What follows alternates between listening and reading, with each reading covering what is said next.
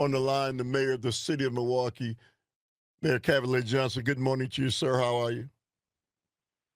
Good morning, Earl. I'm doing well. How are you doing? All right. It's been a while. I know. I'm glad we're back in the saddle here. All right. Let's talk a little bit about immigration. A lot to talk about.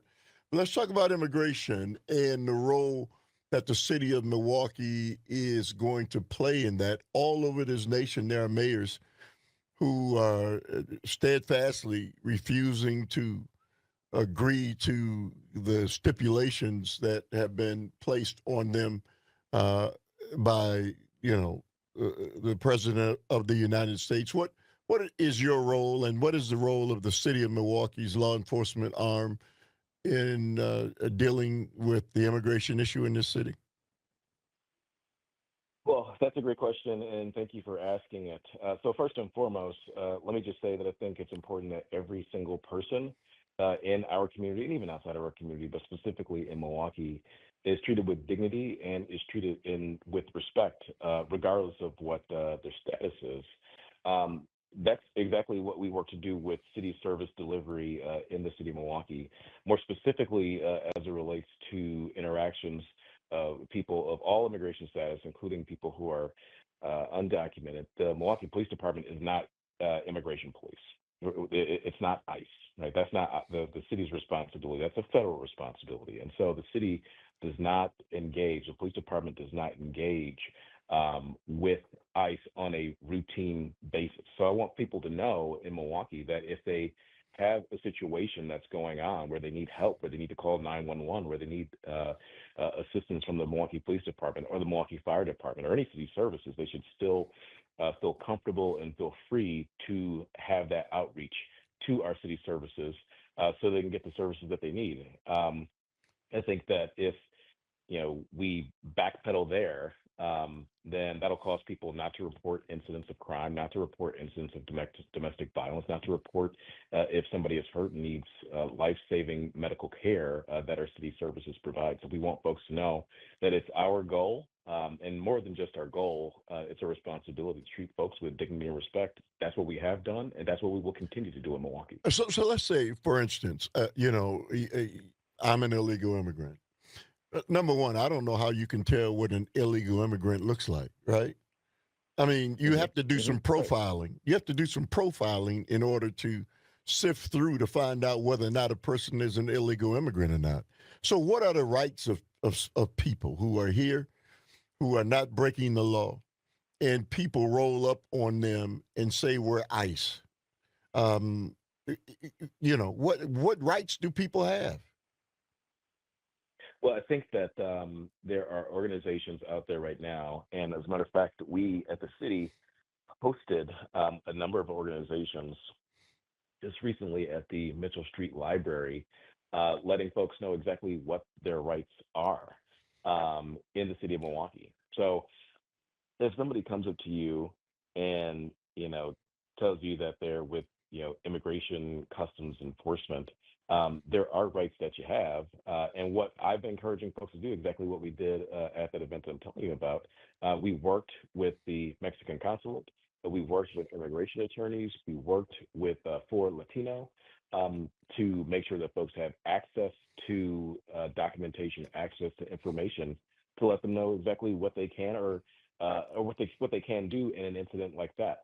I don't believe you have to, give that sort of information out unless there is a warrant. And if there's no warrant, then I don't think you have to give the information out, as far as I understand. So I want folks to do some research on this and reach out to those organizations that I just mentioned to make sure that they are fully up to speed about what their rights are in a situation like that. So, what I'll do is have those organizations on the air.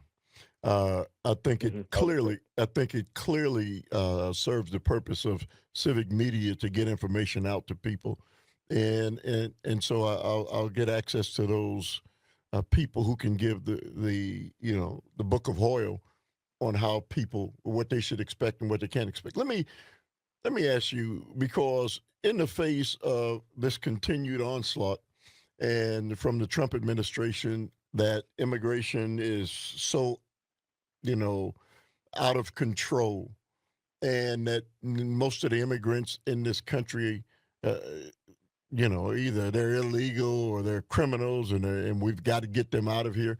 There's so many people who are considered illegal immigrants who have become a part of the fabric of our city and our state and our country, and they get up and they go to work every day and they do the right thing and they pay taxes.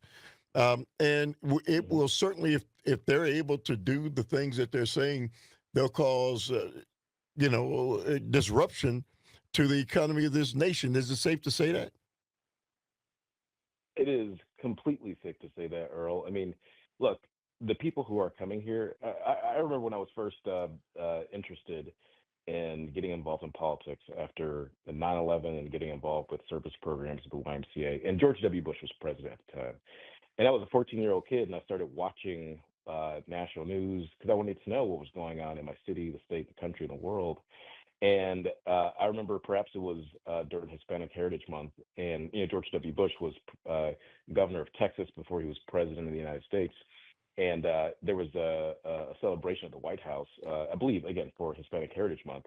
And President Bush, a Republican at the time, said, you know, if I'm in Mexico or someplace further south and I don't have economic opportunity and cartels are threatening me and the like, and the Golden Door is sitting right there, I'd be hard pressed not to try to make a break for the United States too, the land of opportunity. And look, it's not the fault of these individuals that this country, for literally decades, hasn't solved the immigration issue at our border. They haven't put a solid immigration policy forward, unfortunately, because folks have tried to use that as a political issue to run on. And we saw that in this last election. But the fact of the matter is that we haven't fixed it. Folks are here. They are integrated into our economy, as you spoke about. And in Wisconsin, we've got a three-legged stool for our economy. It's agriculture, it's tourism, it's manufacturing, and each of those is impacted by immigration. Each and every single one of them. When you look at people who are in the fields, when you look at people who are in warehouses and manufacturing, when you look at people who are in restaurants and in hotels cleaning and preparing the food. So if there's this whole scale rounding folks up, not just folks who committed crime, death, harm, and destruction, but folks who simply crossed the border and didn't have documentation, you will devastate the economy in Wisconsin and across the country. If you're just joining us, my guest is the mayor of the city of Milwaukee, Mayor Cavalier Johnson. Let me ask you, back in my day, Mayor Johnson, we used to have a saying called a switcheroo. And what that Hmm. is, talking about one thing while behind the scenes, there's a greater issue that people should be addressing. And so while they're continuing to hammer on the Trump administration, is continuing to hammer on the immigration issue.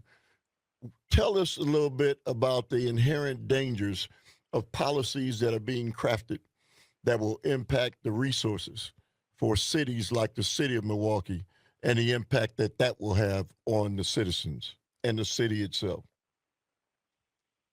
Oh, absolutely. I mean, I can appreciate the terms switcheroo that was popular back in your day.